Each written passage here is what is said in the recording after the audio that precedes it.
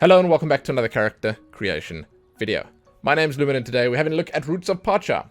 This is a farming and life sim RPG set in the prehistoric age. It's sort of like prehistoric Stardew Valley. I think it looks pretty fantastic. The art style is amazing. I love what they've done with the game itself's art. This pixel art really appeals to me, and then the menus and stuff look really nice as well. But in this, you get to be part of a thriving Stone Age community, discover ideas, domesticate crops, befriend animals, and contribute to the growth of your village. And you can play it in both single and multiplayer, which is kind of cool. Yeah, so if you'd like to read more, do a deep dive, discover all there is to discover for yourself, you can find some links below. You'll also find some timestamps. They're going to be pretty simply split between customization and randomization, because everything's sort of together here. There are body types, but there's no specifically set in stone male and female. So we're just going to customize. We're going to look at all of it. There's no locks on any of it. I can tell you that right now, right off the bat. There's nothing that's specifically for the female body type or the male body type. It's just there. You get to pick what you want to pick. So, let's jump in. Let's get started. First things first, you can rotate your character over here. It's good. You get to see, how everything looks from every side. You get to name your character. Also pretty important. And then the body types. There is the basic body type. That could be pretty much anything. Then there's what I assume would be the more feminine one. It's just a bit smaller. I don't know. I want to say slightly curvier, but I don't know if that's even really true. And then there's the sort of more plain one. That could be either. I don't know. It's just 3 different body types, man. One's a little bigger, one's a little smaller, one's medium. There you go. Skin colors. There are some nice choices here, and I feel like they do good. I don't know, I've seen a lot of games recently that have done some weird stuff with skin colors, and I feel like when you overcomplicate it, and when you add all these weird shades, it's like, I understand that there's red and there's green involved in making the skin color what it is, but like, it's not rocket science, man. This is a perfect way of doing it. This is fantastic. They give you different types of dark. They give you different types of light. It's perfect. It's great. It's fantastic. Good skin colors. Eyes. You will notice that this is the the eye and eyebrow shape. It's mostly the eyebrows, but like obviously pixel art game, you're working with a little less, so you see it as the whole eye. I think it's kind of an interesting way of doing things. It can also sort of set the tone and the mood of your character quite nicely. I mean, like, you can have these fuzzy brows, Rock Lee style. You can have the sort of more elegant looking ones. You can have the one with the notch in, which I think is kind of cool. I mean, in pixel art, like, look at it. It's one single pixel that's missing, and you can clearly tell it's that notched eyebrow that's always there in games. I never thought of doing that in pixel art, but I love it. I think it's awesome. Then you have, like, the angrier brows, the more concerned ones. You got the unibrow in there. You got these ones that look like damn antlers or something. It's amazing. It's cool. There's the unibrow. I love it. I love it. I think it's really, really cool. These ones that look like upside down shades, Perfect. We're going to go with the basic ones for now, just because. But again, like, you're going to notice that that's one of the biggest and most impactful things you can do with your character. Eye color, it's 3 pixels. Okay, there are 3 little blocks there that it's changing, which is way better than some games. Like, as an example, I think Stardew Valley or Terraria, it's like 1 pixel that you change in. And because it's a sort of decent real estate that you're working with here, you actually get in a pretty impactful thing here. And there's 24 different colors. I think that in many situations and in many games, it's much more elegant putting this kind of selection menu in instead of having like full RGB, having people pick their colors. This is just more user friendly in many ways, and I think it removes a lot of, let's say, choice paralysis. You can just go through these and you can sort of gravitate towards the color type that you want, and then you can nail down the color that you want that's available. You don't have to worry too much about it. For now, we'll go blue. I think it looks really nice. The tattoos, these are interesting. So you will see that some of them, they sort of spread in areas where you can't properly see them. I'll take the hair off quickly and you can look. Where it's like, they will spread around most of the, like the head, or they'll go on the body and stuff. It's like, it's a little difficult to see, but I'll change the color to that so you can check. But they have some sort of recognizable ones here. They have sort of some typical ones here. And I think it's a nice-ish selection. I hope that this stuff can be changed in the game. I haven't checked myself yet, but a lot of these tattoos are really cool, but they are more the kind of thing that you'd like to sort of mess around with back and forth. You know, you wouldn't want to commit to one and stick with it forever. So let's just take one like that, and I'll show you the colors quickly. There's obviously a decent selection. I want to say some of which will look better than others, you know. Just based on your skin color, I think you can pick something that'll look good. Obviously, on like a really pale skin, you wouldn't want to pick something like that. The blues, to me, always just look like really good tattoos. But anyway, there's a bunch of tattoos to pick from. Hairstyles, this is the really fun part. They have some fantastic hair in this. I think that the pixel artists that did these models, they deserve raises, all of them. They did a fantastic job. And again, it's sort of impressive that they have these semi-3D models. I think it's really cool. Really cool. And it's a weird pixel art style when you just look at it, because it sort of looks like they were going for what you could say on the verge of a realistic style with it. Less cartoony, more realistic. But at the same time, it keeps that charm that pixel art should have. And there's just a lot going on here. There's a lot of detail with so few pixels. And I think it's very impressively done. Honestly, some of the best pixel art here that I've seen in games. I've seen some pretty impressive pixel art, some really cool stuff. But this specifically seems to add a whole lot of detail. And yeah, it is that style where you sort of expect that kind of thing.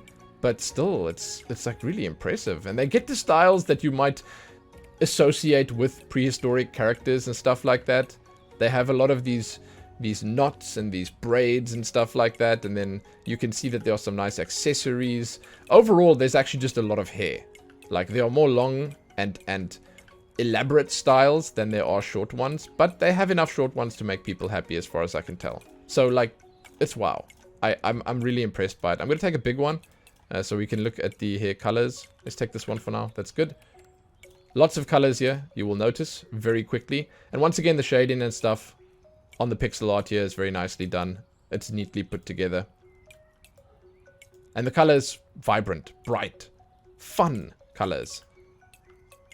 I don't know, oftentimes people expect certain things from games like this, or they sort of want to strive for like ultimate realism with the colors that they choose, and it ends up making it far less enjoyable making your character. I mean, come on, man. It's a video game.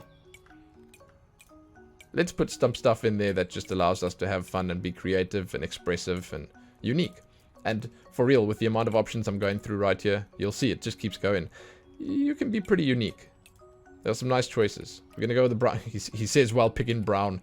It's okay. Listen, it's fine. Let's pick the beard. When we randomize, you will see all the different options. Some pretty fantastic facial hairstyles here. I really like it. They look good in 3 dimensions as well. I could probably pretty easily make myself. I think that's also sort of a goal that people go for. It's like, you know, it's nice to be able to make yourself in a game. You can put beards on the quote-unquote ladies, obviously. That's sort of, it's up to you, seeing that there are no ladies. But decent beard styles here. Less shorter ones, more longer ones, but overall very nice. Not a single thing to complain about there. Clothing. This is something that I will show you on both the body types. We're going to jump up now and just sort of jump onto the feminine body type quickly. But this is very much just a starter thing. I'm pretty sure you're going to be changing this very soon after you jump in. So you'll see you've got like this tribal wear. And then you got what seems to be like a colorful jacket. And then, well, a jumper or something.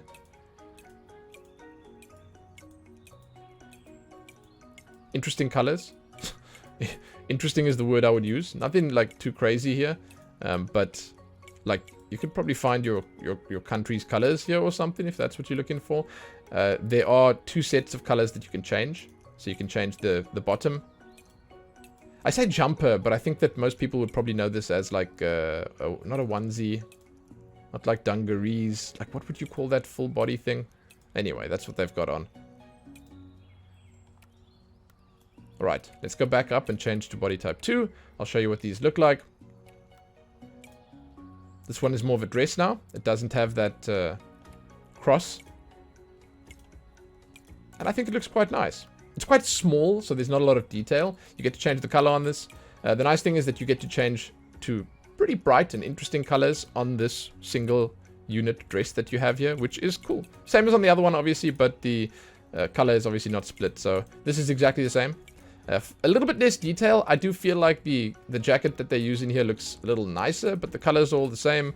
When you make it bigger, these splotches of different colors, they look kind of weird to me, but it's a personal preference thing. I think it looks nice either way. And then as I showed you, the bottom color is all the same. There you go. We'll leave it on this for now. It doesn't really matter. Footwear. You get to pick between a few different ones. It's like, I basically see these as, well, barefoot shoes, slightly higher shoes, and then like sandals. And that's it. And you get to change the color on them. It's like the different types of leather colors, I suppose. You could see it as a dark leather, a sort of more reddish leather, and then a light leather. And that's the same on all three of them. So yeah, you can do some pretty cool stuff. And then your final option is a hat. Now this is very much something that I do feel like you will probably want to just jump into the game for and check out for yourself. It's like the same thing, obviously. You know, if you have all the characters here, you can just switch between them. It's the same. You can't change the color on it or whatever. It's just this hat. I don't know. I don't know what it is. Maybe beaver fur hat or something. But that's the only option you have here. Again, when you jump into the game, you will most likely find a whole lot more cool stuff to wear. So, that brings us to the end of the customization options. Now we're going to jump into randomizing. And let's have a quick look what's available. I think we're going to get some pretty cool options here. Like, pretty good showing of what's possible with this system. Because, I mean, for real, just the skin color alone changes everything. So if we randomize a few times... Man, look at that guy. Oh, he's looking pretty angry. Dude, these eyebrows. Amazing. Yeah, you see? There's nothing saying that this has to be a feminine body type, man. It's like... It looks kind of nice. It just looks like a younger lad. But then if you obviously change it to something like that... Yeah, man. Kind of cool. Kind of cool. Wow. The contrast. That's fantastic. Oh, that's beautiful. Wow. See, I really like this. And funny, the randomization actually got like a nice mix with the hair matching the eyes. And then the contrast between the skin and the head. It's really cool. Very well done.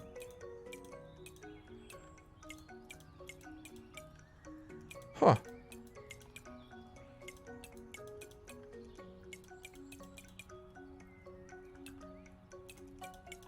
I think that there are some very decent options to choose from here. And I mean, oftentimes when these games are multiplayer, when they are co-op and you can play with your friends, then you want to be able to either A, make yourself, have it pretty clear that that's you, or make something fun or interesting or unique that could either give you a chuckle or could give you continued enjoyment while playing. And I think that you can do either of those things and much, much more with this customization. It's pretty impressive. And that will bring me to my closing thoughts. I think they did well with this.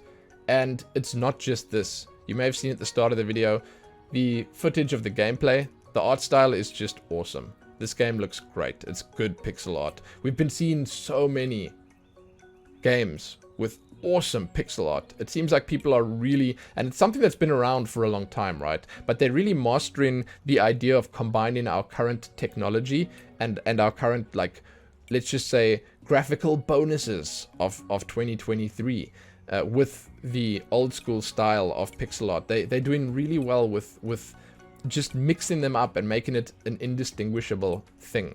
And this, once again, is just a good showing of that. And when you get in the game, you'll see what I mean. It's like they have a lot of nice effects in there that make it look even better. But, I mean, that's just, once again, a cosmetic thing.